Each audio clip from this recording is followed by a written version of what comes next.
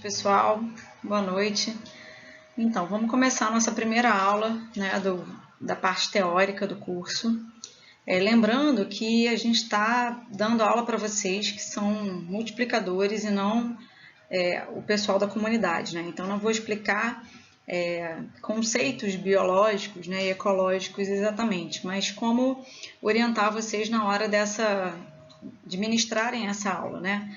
Então, a gente começa com a nossa parte teórica, em que a parte 1 ela é intitulada Ecologia de Rios e Gestão das Águas, e ela tem vários subtemas, né? Existem vários subtemas ao longo dessa parte 1, tá? Então, nesse primeiro slide aí, nesse processo de introdução, a gente fala dessa divisão, né, da água do mundo, né, essa divisão de água doce e água salgada. Talvez eles não tenham a noção, né, no percentual tão baixo de água doce disponível no planeta. E além disso, né, não só essa disponibilidade tão pequena, mas essa subdivisão da água doce, né? Então talvez seja bem interessante a gente explicar para eles, né, que o percentual do que a gente vê, né, nos nossos rios e tal é um percentual muito pequeno, né? E sugerir, né, e falar das geleiras é importante, e inclusive mais ainda falar da água de subsolo, né, do lençol freático, que é muito importante no caso dos nossos rios, mas para que eles entendam, né, são palavras novas, inclusive, que talvez eles nunca tenham ouvido falar, mas que vai ser importante para eles entenderem a importância do curso como um todo, né? Então, acho bem interessante a gente dar esses dados, né, em percentual, para que eles entendam o quanto é necessário preservar as nossas águas, né? Bom, então aqui para eles terem uma noção, né, do que é isso que a gente falou, né, uma geleira, talvez eles não tenham acesso a esse tipo de imagem. Lagos e rios para eles é muito tradicional, né, estão acostumados. E essa água subterrânea, né, que a gente mostra aqui em forma de esquema, que é interessante falar sobre o lençol freático, sobre essas águas mais puras, mais limpas e qual é a conexão dela com os nossos rios. E, na verdade, com as coleções hídricas de uma maneira geral, né? Mas é interessante falar dessa água subterrânea como uma água de extrema necessidade, né, para a nossa sobrevivência, inclusive para a manutenção dos ambientes. Aqui uma continuação, né, em que a gente fala sobre essa qualidade de água, dessa água doce que a gente necessita para a nossa sobrevivência. Então, fala um pouquinho sobre a escassez de água e processos de industrialização e urbanização, como isso veio trazendo problema ao longo do tempo, né, para as grandes cidades. E isso muitas vezes sai das grandes cidades e chega, inclusive, nos interiores. Então, talvez seja uma coisa que eles consigam já hoje em dia perceber, né, essa problemática, né, do quanto essas questões foram trazendo problemas a longo prazo. E aí a gente chega na parte do ciclo da água, né? Então, interessante conversar com eles o que significa um ciclo, né? O que são esses ciclos biogeoquímicos. A gente não precisa exatamente usar essa palavra, né? Porque teria que justificar, né, o porquê biogeoquímico, né? Porque de cada parte dessa não tem realmente necessidade, mas a gente vai falar, inclusive, só do ciclo da água, mas é interessante mostrar, né, que esse ciclo é importante e por que um ciclo, né? Por que tem essa coisa de renovação, né? Que ao longo da aula a gente vai mostrar, já que é um ciclo, como a gente perde essa água e como a gente captura essa água, né?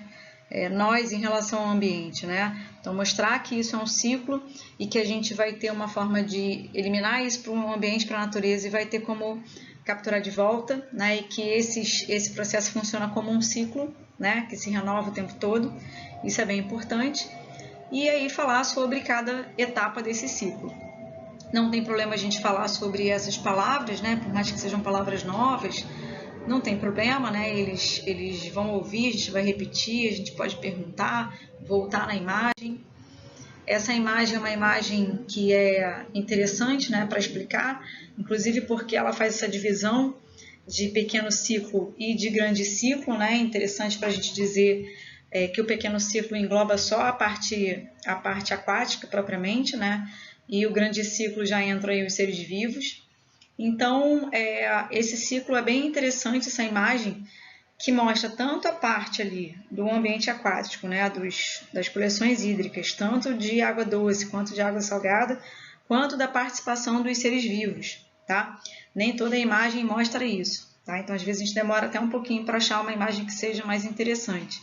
Então, falar sobre essa movimentação das nuvens, né, que apesar de acontecer a condensação ali perto da coleção hídrica, existe um movimento dessas nuvens e que ela vai precipitar tanto ali naquela região da coleção hídrica quanto próximo aos seres vivos, né?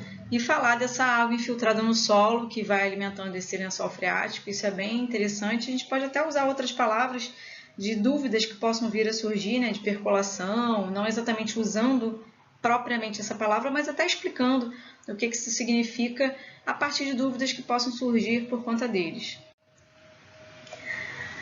E aí a gente entra nessa parte de ecossistemas aquáticos, né? Então falando sobre o que é exatamente um ecossistema, como é essa relação, né, com o meio e com os seres vivos, mostrando essa divisão aí em 3 partes diferentes, 3 ambientes diferentes.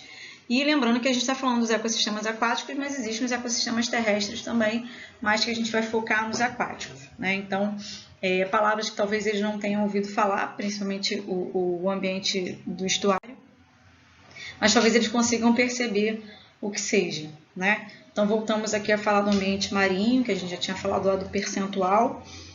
Então, a imagem é mais para mostrar que a gente tem um ambiente rico, né? E que tem várias espécies de muitos indivíduos diferentes. A gente pode até falar de grupos, né? A gente pode falar da diferença, né? Falar que a gente vê peixes, que a gente vê mamíferos, que a gente vê invertebrados. Então, isso vai muito do momento ali que a gente está conversando, né? De qual grupo que a gente tem, né? Eles podem até perguntar que animal é esse que eu nunca vi, né? A gente pode até botar uma imagem que tenha talvez uma possibilidade de ver plâncton, que é bem difícil, mas nem que seja uma imagem mais desfocada, né? Ou pelo menos, se não tiver, lembrar da presença do plâncton tão importante aí nos ambientes. E aí falar dos estuários, que talvez eles saibam até o que seja, né?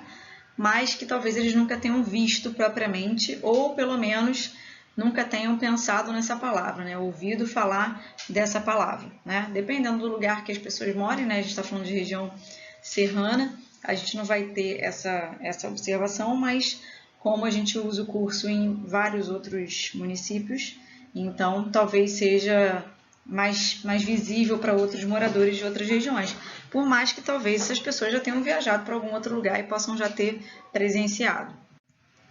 E o ambiente continental, né, também, já que a gente também está falando aí de um ambiente que pode ser muito próximo ou não de todos eles, né, mas mostrar essa diferença aí das águas mais agitadas e das águas mais lentas e mostrar, isso eles vão saber, né, provavelmente eles já viram, mas talvez nunca tenham ouvido falar nessas palavras, né?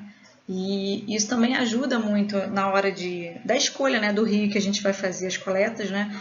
Porque dependendo do ambiente, né, se for um ambiente lótico, muitas vezes a gente não vai encontrar certos indivíduos, né, certos organismos, porque não conseguem ficar num ambiente com água mais movimentada.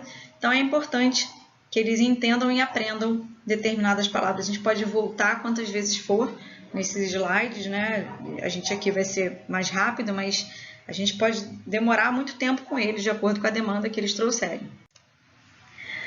Falar um pouquinho também das bacias hidrográficas, também gosto muito dessa imagem, porque ela mostra, né, no macro, né, o que significa a bacia e como a gente pode visualizar ela, por mais que a gente não tenha essa visão tão diretamente na vida real, né? Mas isso ajuda eles a entenderem, né, o que é uma nascente, onde fica uma nascente, onde fica um afluente. Então, onde os rios vão cortando ali por aquela bacia e o que compõe essa bacia de uma maneira geral. E nessa hora a gente pode explorar, né, qual a bacia então que a gente que a gente vive, que a gente reside, vocês já ouviram falar, né, em alguma nomenclatura específica. Se tiver um pessoal de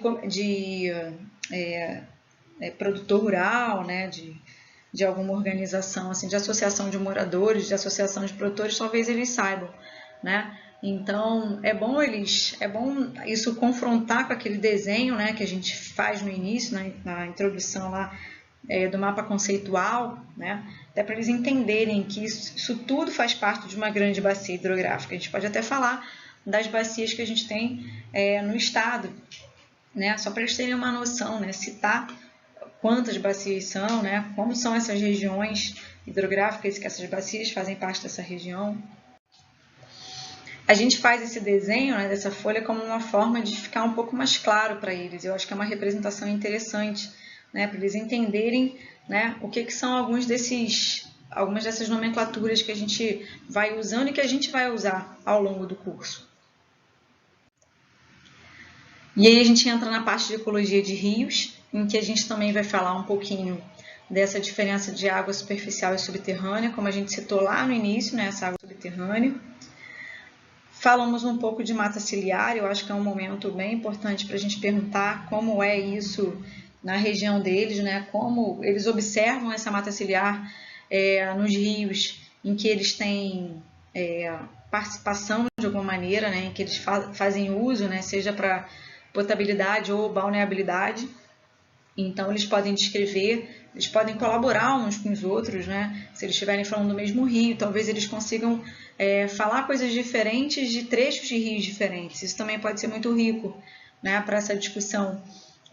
Eles podem observar como acontece essa mata ciliar, como eles visualizam essa mata ciliar mais próximo à casa deles, e talvez eles percebam de outra maneira mais próximos de outra região, né? Então eles conseguem perceber a influência do homem, né? Então isso também gera bastante discussão.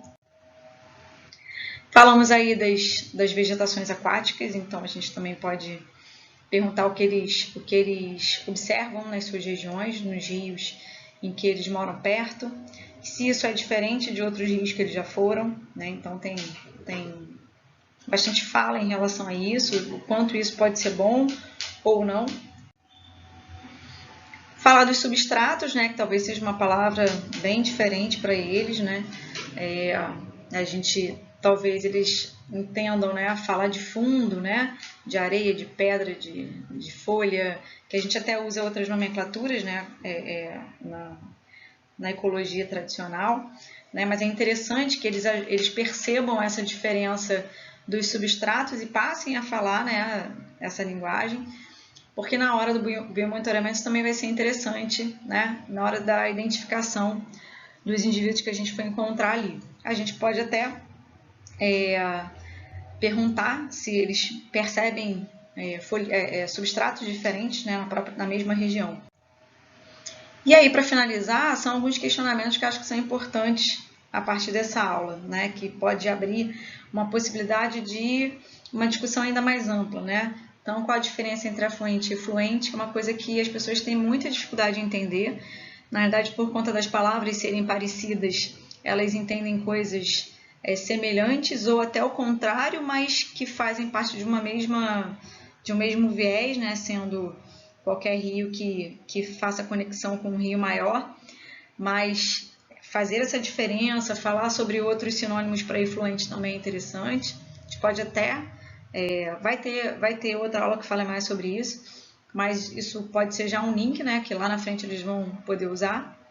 Quais as consequências do desmatamento para o ciclo da água, né, para eles perceberem, né, que a gente está desmatando, está tirando vegetação, o que isso vai influenciar, né, se eles entenderam lá atrás, né, que o ciclo da água tem uma renovação, que a gente precisa da evapotranspiração, né, e dos vegetais, por exemplo, isso vai ser importante, eles vão saber responder.